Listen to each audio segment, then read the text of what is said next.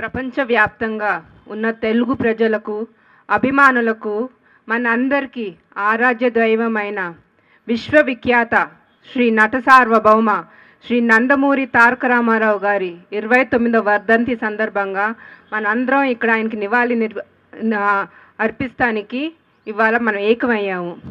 భౌతికంగా ఆయన మన మధ్యన లేకపోయినా మన అందరి గుండెల్లో ఉన్నారు, మన ఆలోచనలో ఉన్నారు.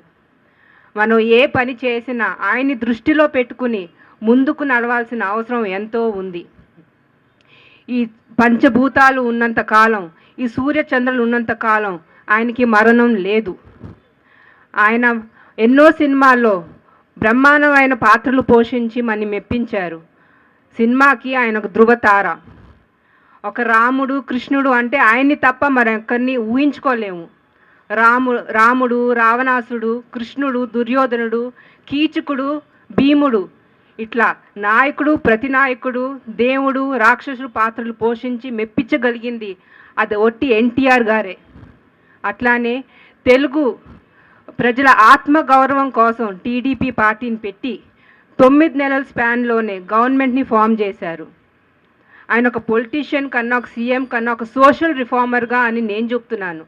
ఎందుకంటే ఆయన ఎన్నో పథకాలు తీసుకొచ్చి ఎంతోమందికి అభివృద్ధి చెందేలాగా చేశారు. కూడు గుడ్డ నీడ అన్నీ అందేలాగా చేశారు.